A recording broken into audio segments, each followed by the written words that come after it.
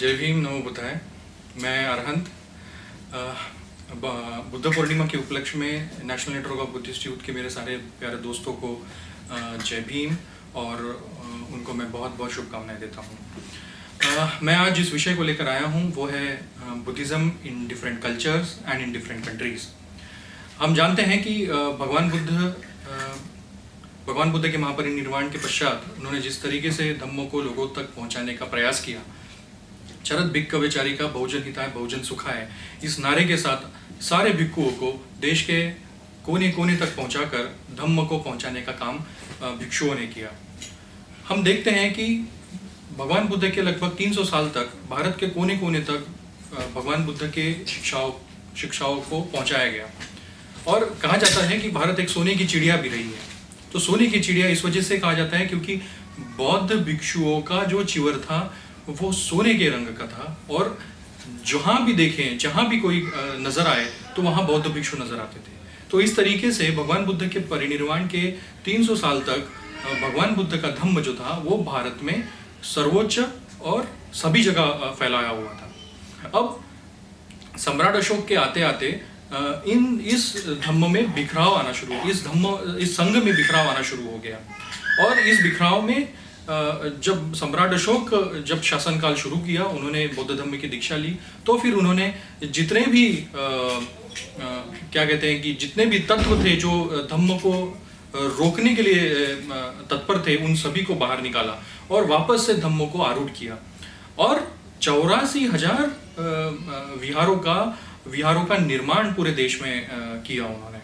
और हम जानते हैं कि सम्राट अशोक के जो कोर्ट था, उस कोर्ट में विभिन्न देशों के सेनापति थे, चाहे वो बैक्ट्रिया, जो पूर्व का बैक्ट्रिया अभी का अफगानिस्तान, मेसोपोटामिया जो पहले इराक कहा जाता है, ईरान, पर्शिया, अभी का ईरान, पहले का पर्शिया, फिर उस तरीके से एशिया पैसिफिक में कोरिया, फिर आपका थाईलैंड, फिर जापान, चीन, इन सभी के साथ में बहुत अच्छे संबंध सम्राट अशोक ने रखे और इस तरीके से धम्म का प्रभाव जो है वो भारत के बाहर भी गया। तो एशिया पैसिफिक में धम्म का प्रभाव हुआ। उसी तरीके से हम देखते हैं कि वेस्ट एशिया में भी धम्म का प्रभाव हुआ। तो हम जानते हैं कि सम्राट अशोक के इस प्रयत्नों का फल जो है कि इन देशों तक धम्म पहुंच सका। अब दूसरी बात कि इन देशों में जब ये पनपने शुरू हुआ, ये बहुत से व्यापारी मार्ग से गया, जैसे कि सिल्क रूट हम जानते हैं, बे ऑफ बंगाल, जो समुद्र के, जो बांग्लादेश की तरफ से जो समुद्र का बहाव जाता है, उस तरीके से वो साउथ ईस्ट एशिया में चला गया। तो इस तरीके से इन सिल्क रूट्स का, इन रूट्स का जैसे विकास हुआ, तो इन रूट्स के ऊपर में एक बड़ी बड़ी यूनिवर्सिटीज का निर्माण हुआ। हम जानते हैं कि सम्राट अशोक ने नालंदा यूनिवर्सिटी की नींव रखी थी। उसी तरह उसके बाद में उदंतापुरी, विक्रमशिला, तक्षशिला, इन सारे विश्वविद्यालयों में विभिन्न देशों के लोग जो है वो पढ़ने आया करते थे और इस तरीके से धम्म की जो सशक्त श्रृंखला जी है वो पूरे विश्व में फैलने लग गई। उसी माध्यम से हम देखेंगे कि चीन में टैंग डायनेस्टी, चाहे चैन डायनेस्टी क्यों ना हो, उसके बाद आप जापान में आ जाइए, जापान में बुद्ध धर्म के फैलाव के पहले शिंतोइज्म हुआ करता था।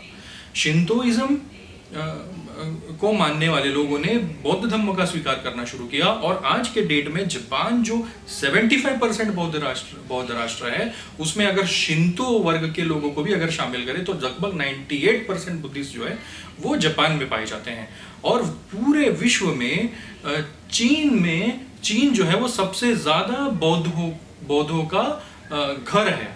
लगभग पूरे विश्व में जितनी बौद्धों की आबादी है, कहा जाता है कि पूरे विश्व पॉपुलेशन का 7% जो है वो बौद्ध पाए जाते हैं, बौद्ध हैं।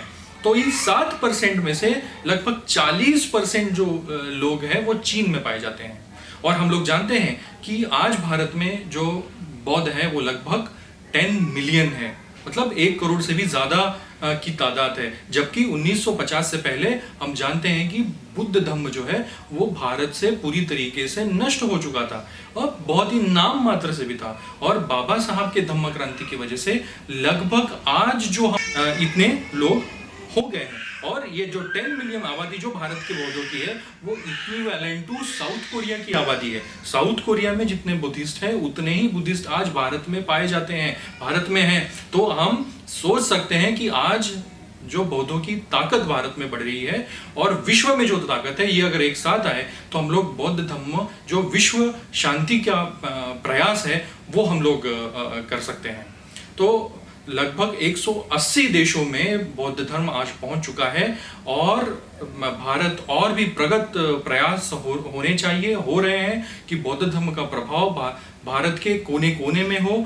और भी ऐसे बहुत से हमारे जो बहुजन साथी हैं जो नॉर्थ इंडिया और साउथ इंडिया में हैं जो भगवान बुद्ध के प्रभाव में है, भगवान बुद्ध के धम्म के प्रभाव में है, वो आने वाले समय में बौद्ध धम्म को स्वीकार कर सकते हैं। तो हम सोच सकते हैं कि ये जो आज हम 10 मिलियन की आबादी जो बौद्धों की कह रहे हैं तो एक प्रबुद्ध भारत, एक प्रबुद्ध राष्ट्र की तरफ हम लोग बढ़ने का प्रयास करेंगे।